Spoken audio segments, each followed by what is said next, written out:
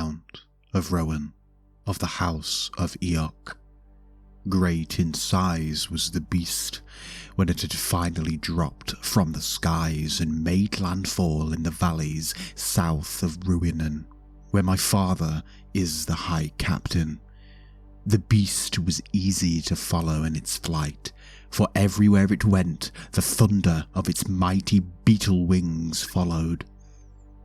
We were an armed host, made ready to avenge the theft of our cattle and oxen from this dread foe with sharpened sword and glittering spear. Numerous were the barbs of our arrows and the strings set in our bows before we descended into the valley.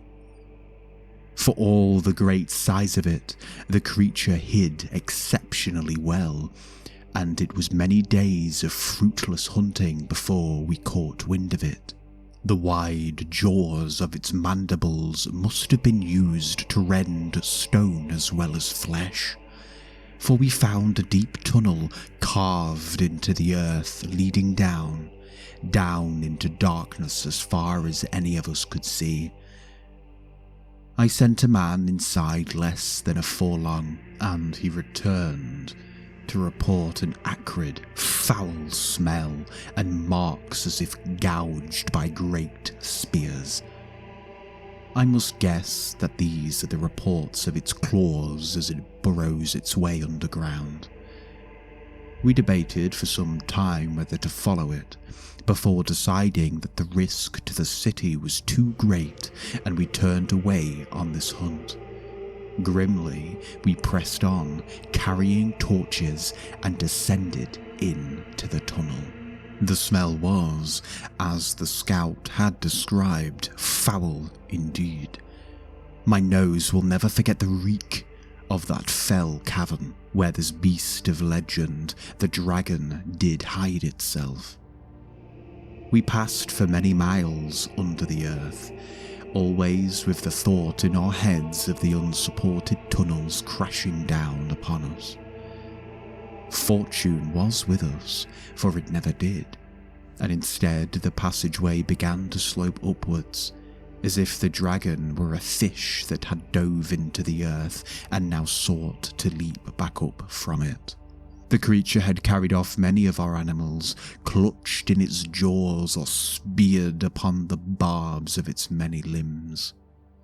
If it had eaten many of them, we hoped to happen upon the creature while it slept and have it slain before it had a chance to strike back at we who hunted it.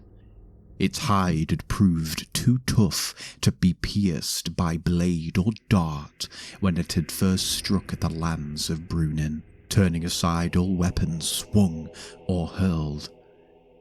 But these had been the attacks of gentle trolls, not hardened or properly armed warriors such as us. Onward we marched, and before long reached the surface once more, and stood in dappled sunlight under the canopy of leaves. We had arrived in the deep forests of the valleys south of the city, where no town or settlement yet stood, and found ourselves beside a huge slab of grey stone, as if the One himself had hurled it like a discus and landed it here. Like a wheel on its side did it lay, and coiled upon its surface was the beast waiting for us. But the thing had proved more cunning than we had reckoned, for it was not asleep, but awake and ready when we emerged from its abominable burrow. Wide were its black, globular eyes, lidless and unblinking. And as we approached it, it parted its great jaws and spewed forth a torrent of vile fumes and vapours that smelled more awful than can be described. As hot as steam was the report of its passing, though it struck me not, but those men whom were caught in the blast were scorched as if in a flame, and even some who it did not touch fell without breath, as if they had been struck by lightning. Back did the dragon rear, and I took in the sight of it in all its might and terror. The great head, oblong and wide, like a head turned on its side so that its jaws opened from side to side with huge, sharp mandibles like those of an insect but far larger.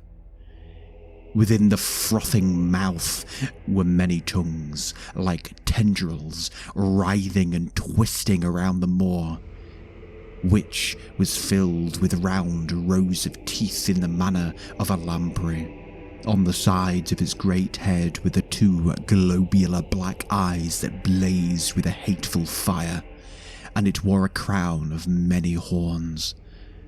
The body was wide and strong, yet long like a serpent, and encased in stacked plates of carapace that shone a dull black. From its sides came many thick and powerful legs, tipped with sharp claws and armoured as well as its body. Upon its back were 3 furrows, in which were folded massive beetle wings, which thrummed with power as the drums of an approaching army and blew a mighty wind like a hurricane.